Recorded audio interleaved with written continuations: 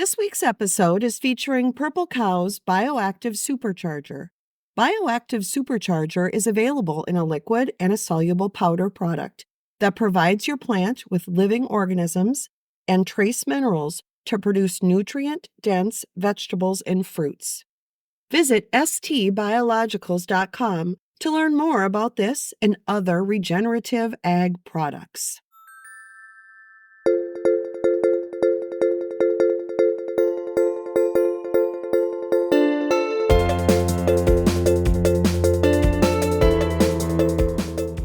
Hello, and welcome to the ST Biologicals Soil Speaks podcast. This week, we'll get back to the basics and take a deep dive into photosynthesis and how it affects plant growth on your operation. All right, let's get started.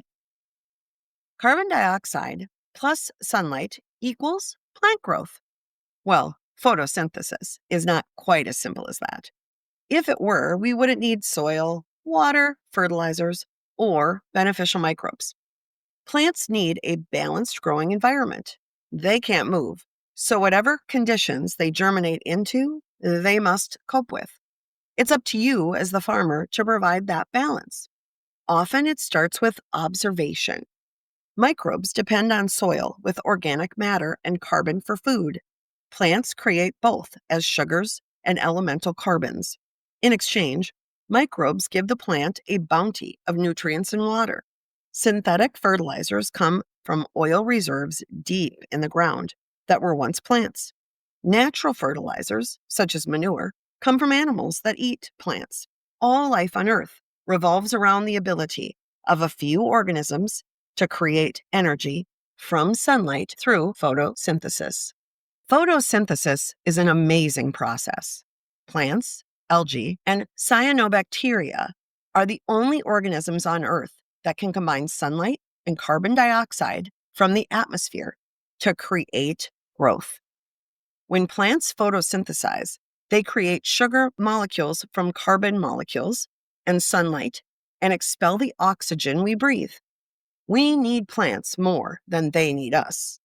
Sugar molecules are the basis for more complex molecules, such as glucose, an energy source and a building block for plant processes.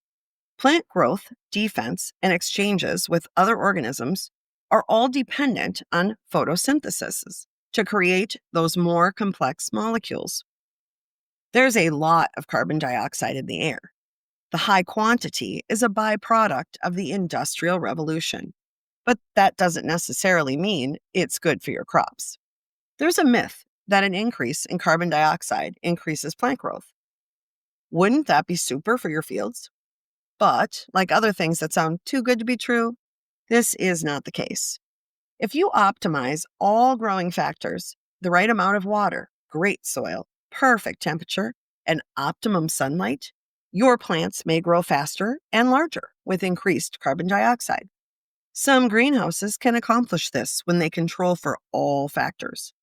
But out on a farm field, in the open, with extremes of weather throughout the season, when you have a good year, the majority of these factors are optimized. You need the right amount of carbon dioxide, but extra? Probably not. Many factors limit optimum growth in your crops. Carbon dioxide is not the only factor, or even the most important one. In some situations, drought is a persistent, limiting situation in much of the United States.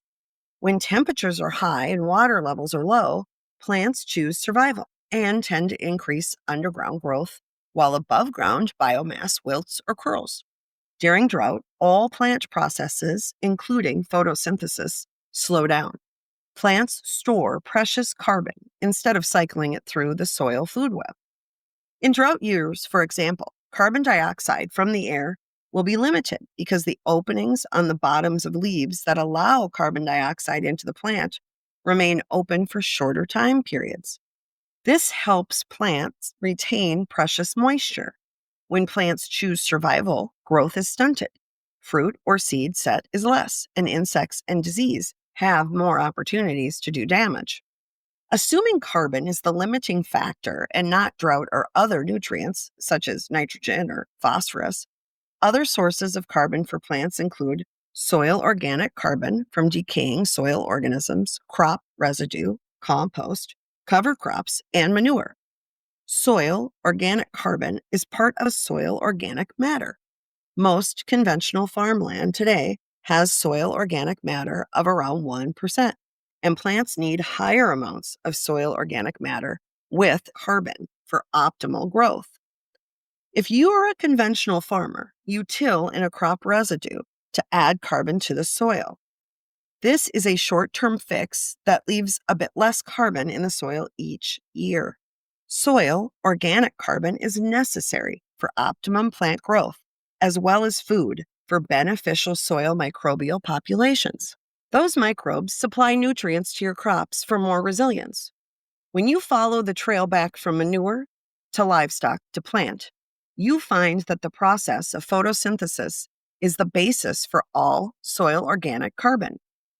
If you're using synthetic fertilizer, you're using oil derived from the combination of sunlight, carbon dioxide, and the process of photosynthesis of plants that lived millions of years ago.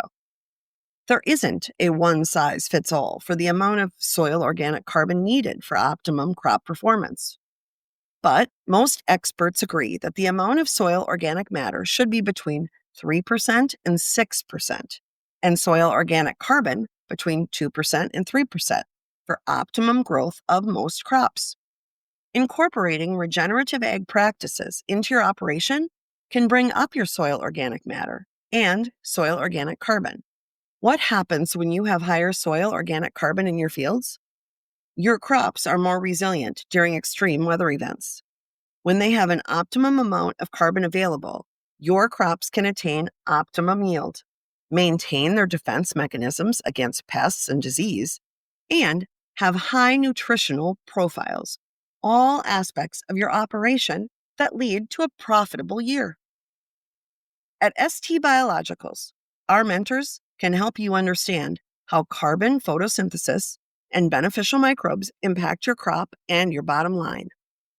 Visit us at stbiologicals.com to learn more. When soil speaks, we listen.